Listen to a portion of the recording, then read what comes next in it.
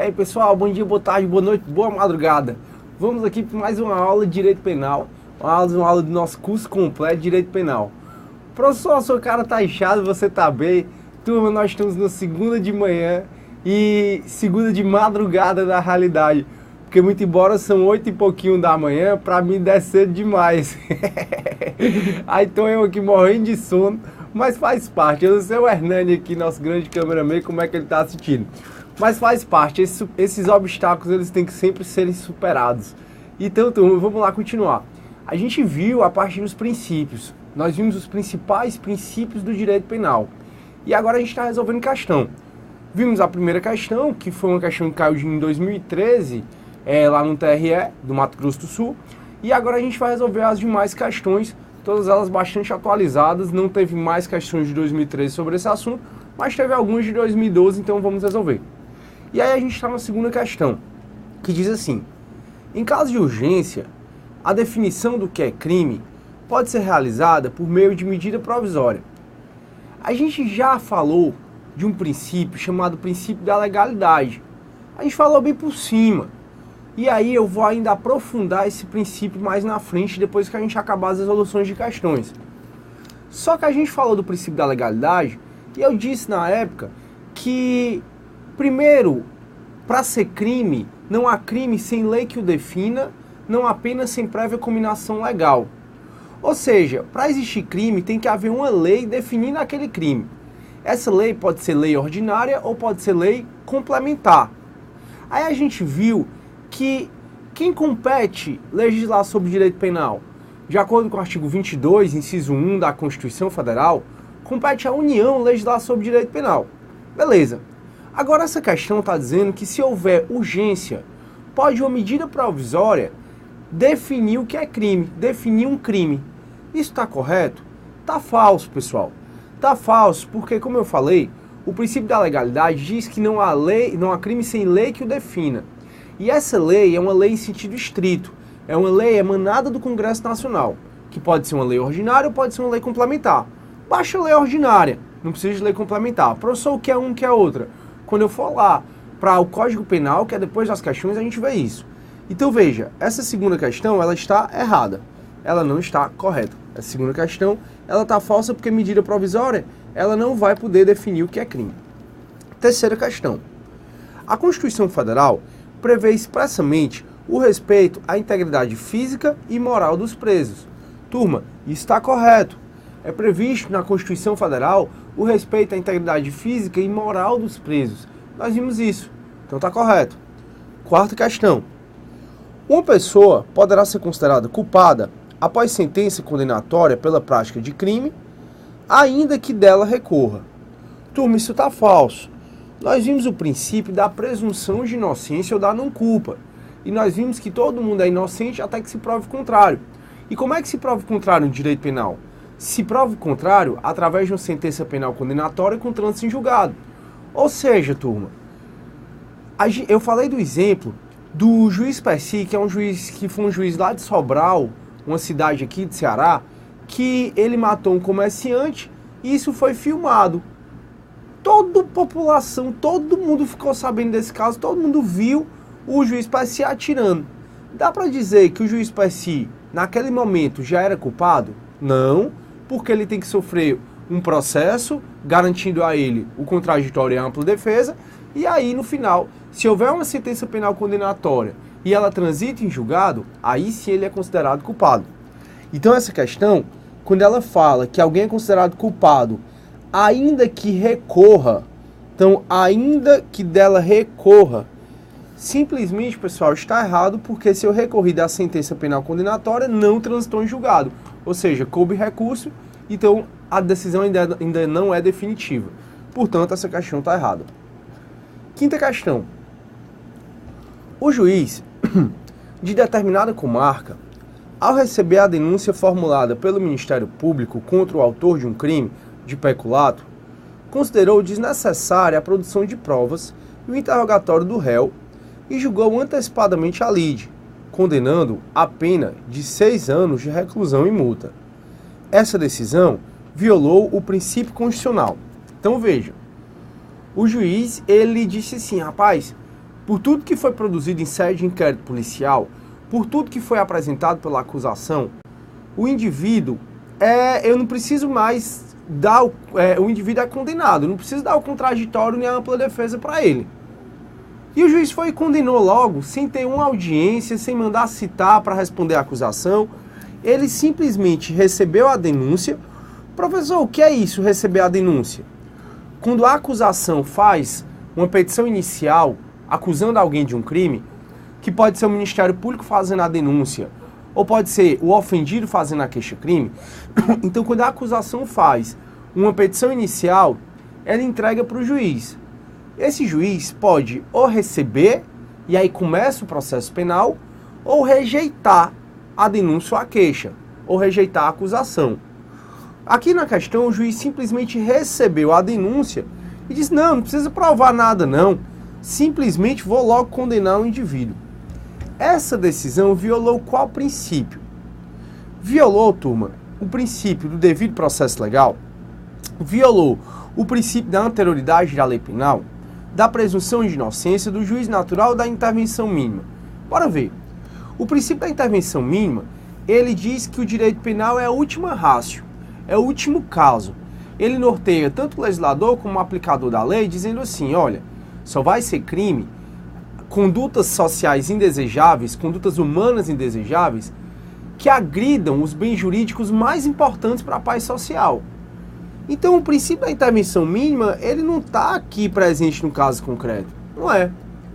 Professor, esse princípio do juiz natural.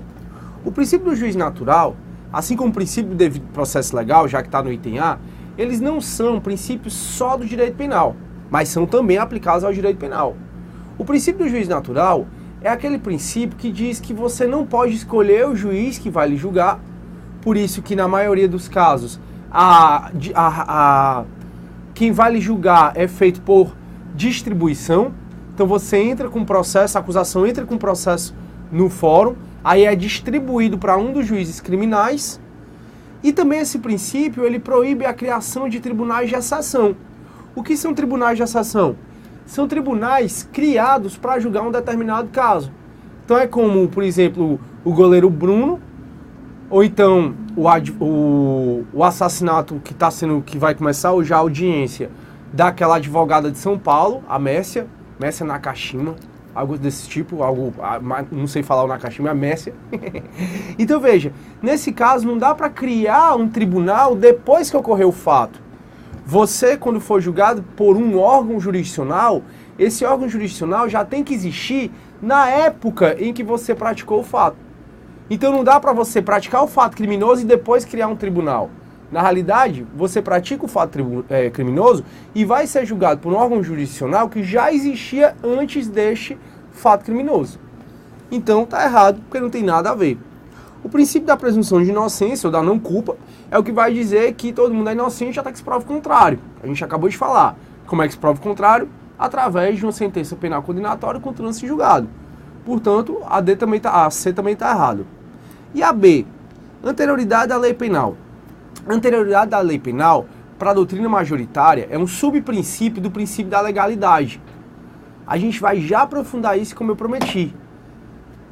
Lá no princípio da legalidade, diz não há crime sem lei anterior que o defina.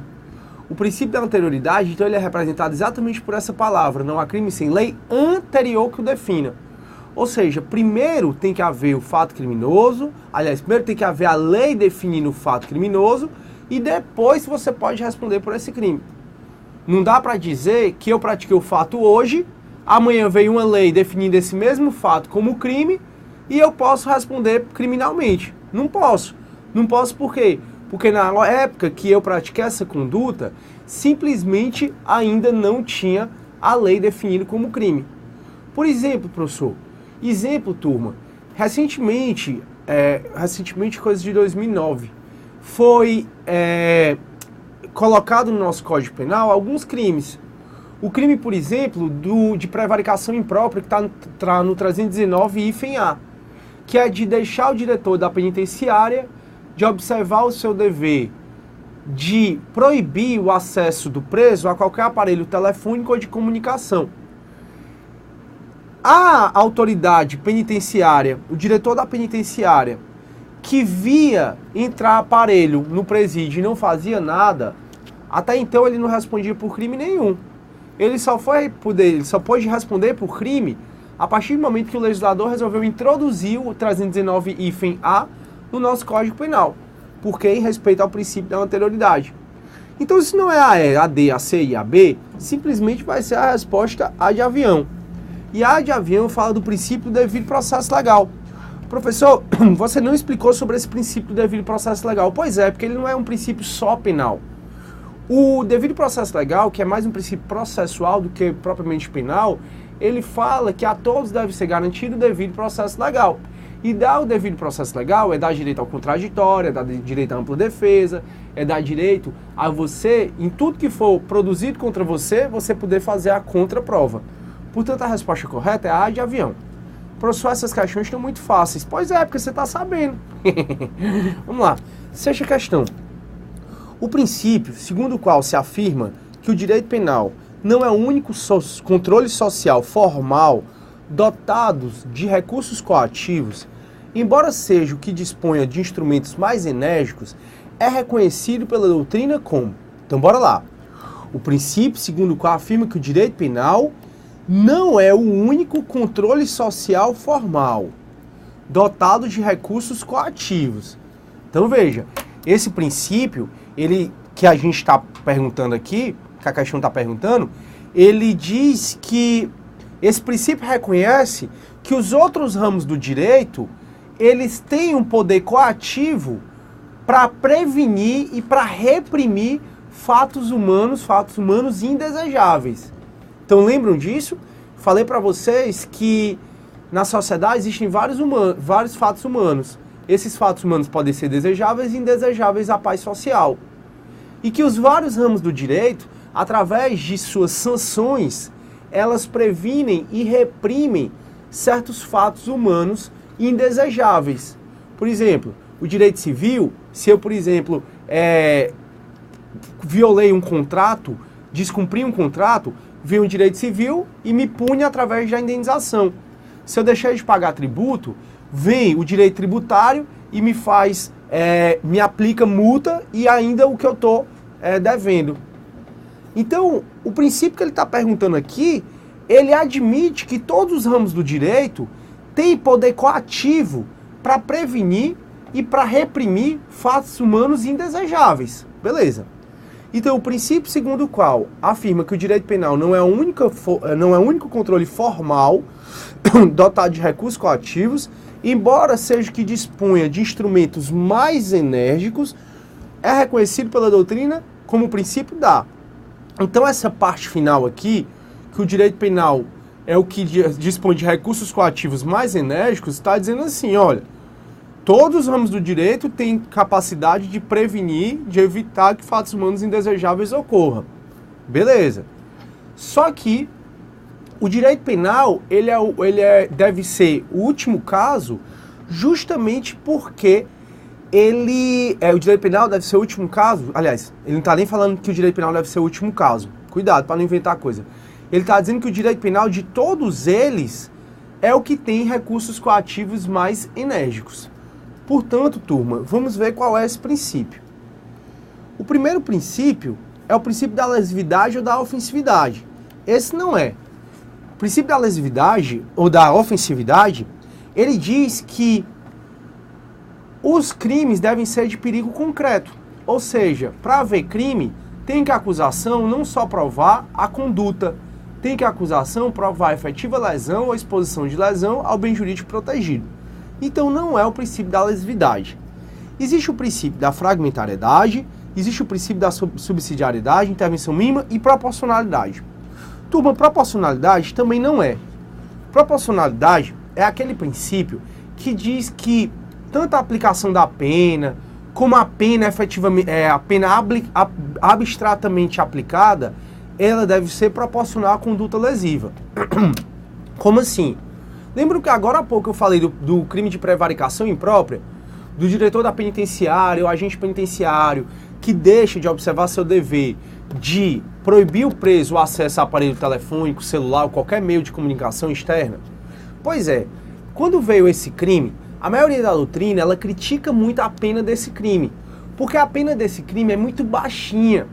E os doutrinadores dizem assim, olha, vários assassinatos, várias guerras civis, vários esquemas de crimes são feitos dentro da penitenciária. Por exemplo, houve um toque de recolher em São Paulo, dado pelo PCC há uns anos atrás, e todo mundo sabe que isso foi comandado dentro do presídio. E aí a maioria da doutrina diz, poxa, dentro do presídio, através de um celular, o criminoso pode mandar matar muita gente. O criminoso, ele pode fazer um toque de recolher na cidade. Agora mesmo lá em Florianópolis, que houve vários atentados em retaliação ao tratamento dos presos, porque passou uma filmagem dos agentes penitenciários humilhando os presos, aí começou vários ataques, os presos foram transferidos para Rondônia e para outros cantos. E teve ataques também em Rondônia. O que se suspeita é que isso foi feito dentro do presídio. Então, crimes são comandados dentro do presídio, o diretor da penitenciária, que deixa de observar o dever dele de proibir o preso o acesso ao aparelho telefônico ou celular, simplesmente tem uma pena tão pequena que ele não vai ser nem condenado, porque ele pode fazer acordo pela lei de juizados especiais. Portanto, também não é o princípio da proporcionalidade. Aí vem o B, o C e o D. Por isso que essa questão ela é um pouco capciosa. Turma, B de bola, princípio da intervenção mínima. Por que a resposta não é princípio da intervenção mínima? Porque se você ler o enunciado, diz o princípio segundo o qual afirma que o direito penal não é o único controle social formal dotado de recursos coativos, embora seja o que dispõe de instrumento mais enérgico, não é o princípio da intervenção mínima, porque o princípio da intervenção mínima, para ser ele, teria que ter um complemento a mais. Dizer, o direito penal deve ser a última ratio, deve ser o último caso.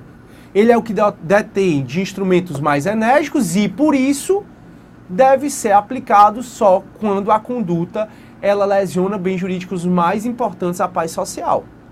Então, como não teve esse complemento de dizer que o direito penal é a última ratio, é o último caso, simplesmente não pode ser o princípio da intervenção mínima. Aí vem a C ou a D, princípio da fragmentariedade ou da subsidiariedade. Turma, o princípio da fragmentariedade, como a gente falou, ele norteia o aplicador da lei no caso concreto. Já a subsidiariedade é no âmbito abstrato. Quando você lê o enunciado da questão, você acha que está no plano concreto ou acha que está no plano abstrato? Quando ele diz o direito penal não é o único controle social formal, formal vem de lei, turma. Algo formal, controle social formal. Formal é alguma formalidade e a maioria das formalidades no direito, assim, falando de lei, é a lei em si. Então, o direito penal não é o único controle social formal, ou seja, que tem leis dotadas de recursos coativos, embora seja que dispõe de instrumentos mais enérgicos. Aqui não está falando no caso concreto. Aqui está falando no plano abstrato, através de lei. Não está falando no caso concreto. Por isso que não é também a C de casa. Vai ser, então, a D de dado, o princípio da subsidiariedade.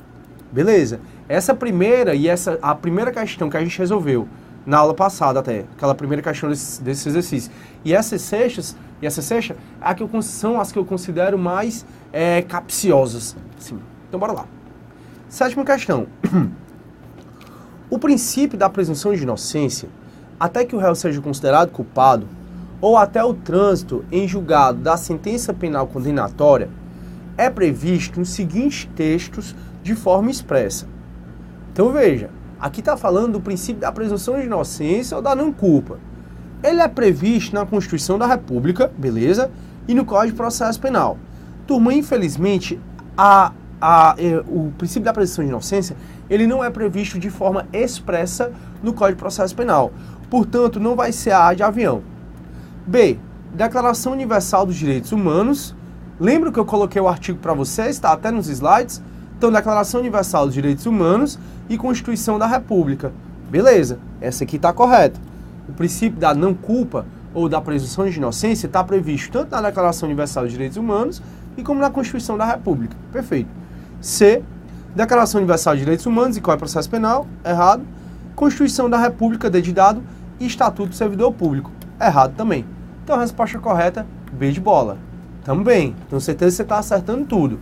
E veja que eu não estou focando só no CESP, não estou focando só na Carlos Chagas, nem na FGV. Se você quiser um curso só para o CESP, tem um curso de Polícia Federal, que eu gravei também de Direito Penal. Quiser um curso só de ESAF, tem um curso de Direito Penal para Receita Federal. E um curso só de FGV, tem um curso de Direito Penal para a OAB. Então aqui, como é um curso completo, que a gente vai ter mais de 100 horas aulas, é muita hora, galera. Eu passar meio semestre todinho aqui gravando praticamente, eu tô pegando todas as bancas possíveis para você ver os diferentes níveis de questão. Oitava, a ideia de que o direito penal deve tutelar os valores considerados imprescindíveis para a sociedade e não os bens jurídicos sintetiza o princípio da. Então vamos lá.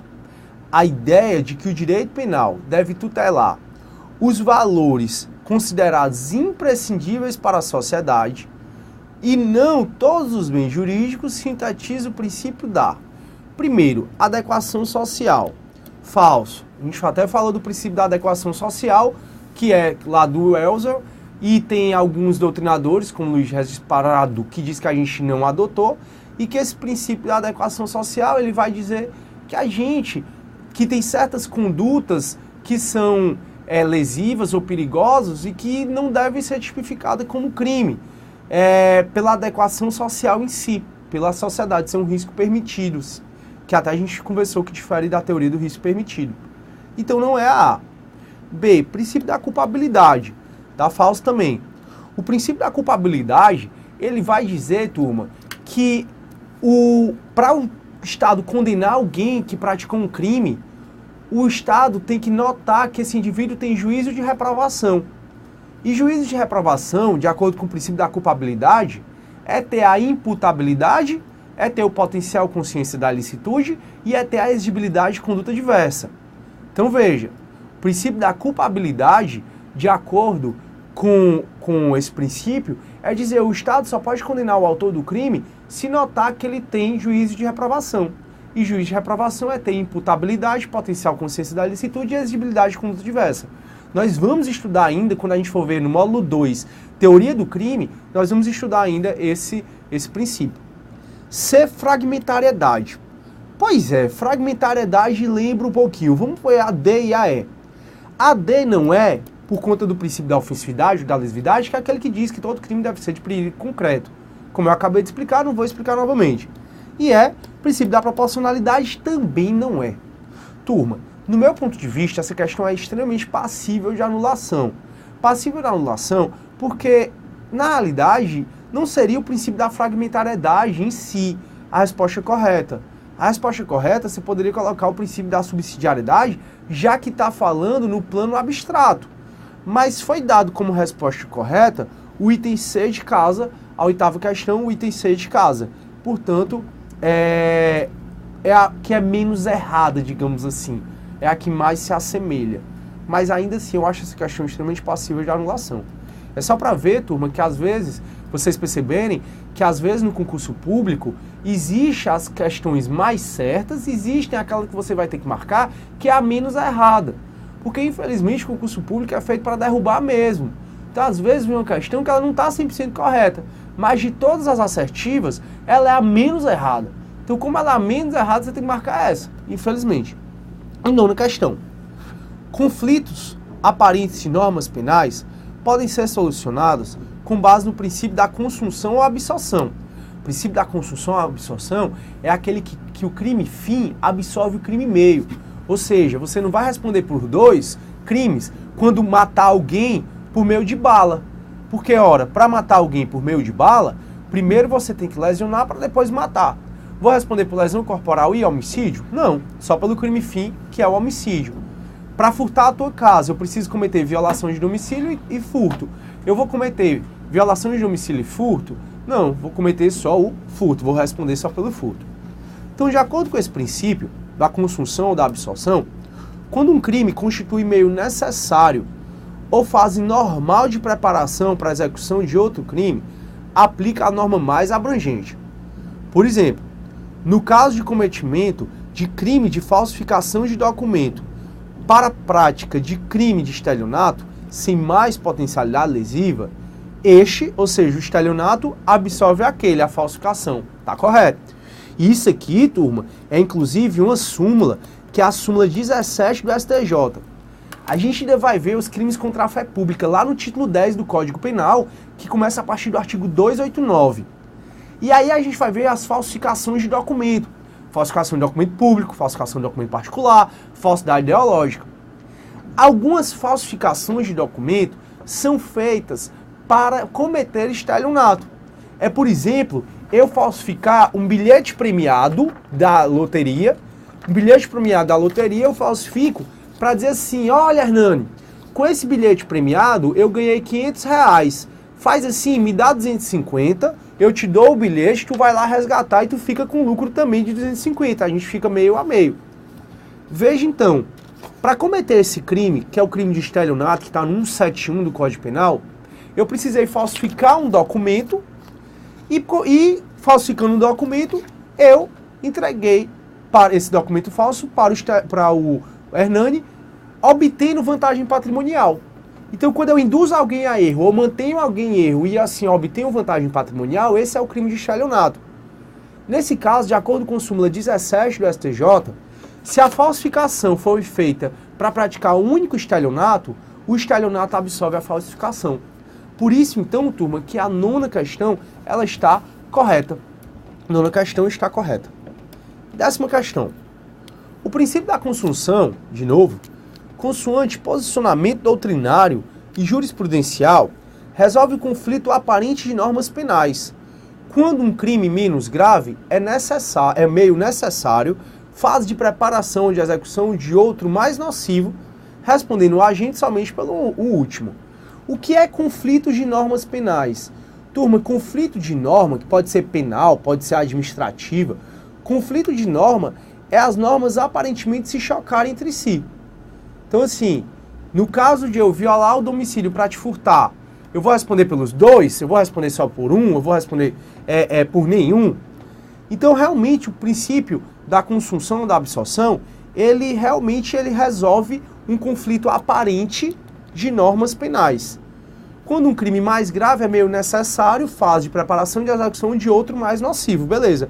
Respondendo o agente somente pelo último, ou seja, somente pelo crime que você efetivamente quis. Existe a incidência desse princípio no caso de porte de arma, utilizado unicamente para a prática de homicídio. Correto, turma, nós já falamos nisso. Se eu porto ilegalmente arma para praticar um único homicídio, eu vou responder tão somente pelo homicídio.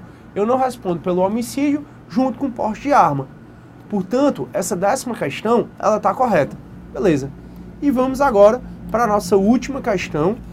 Aliás, nós vamos agora para a nossa penúltima questão, porque são 11. Aliás, é a nossa última questão. Acho que eu acabei numerando errado. Bora lá. Considere que Lúcio, mediante o uso de faca do tipo peixeira, tenha constrangido Maria a entregar-lhe o valor de R$ 2,50 sobre a justificativa de estar desempregado e necessitado de dinheiro para pagar o transporte coletivo. Nesse caso, segundo o entendimento do STF, quanto ao princípio da insignificância, Lúcio, se processado, deverá ser absolvido por atipicidade da conduta. Tá falso, turma. Ele está querendo aqui que o candidato raciocine em relação ao princípio da insignificância ou da bagatela. Eu disse que a gente ainda vai aprofundar esse princípio, mas eu precisei trazer noções deles agora. E a gente viu que o princípio da insignificância ou da bagatela não se aplica para crimes quando há violência ou grave ameaça. Então não se aplica para o roubo, não se aplica para a extorsão. Se aplica para o furto, que só protege o patrimônio. Se aplica para o peculato. Mas aqui, ele, mediante o uso de faca, ele constrangeu a vítima a dar R$ 2,50. Nesse caso, ele vai ser absolvido pelo princípio da insignificância? Não vai, porque o roubo, ele é um crime complexo. O roubo, quando há violência ou grave ameaça, se você subtrai algo, ele protege, além do teu patrimônio, o roubo, o crime de roubo, tipificado na lei, ele protege a tua integridade física. Então, sendo assim, no roubo não se aplica o princípio da insignificância. Então tá errado. Turma, com isso nós resolvemos 11 questões de direito penal E ficamos por aqui. Até a próxima aula. Tchau, tchau.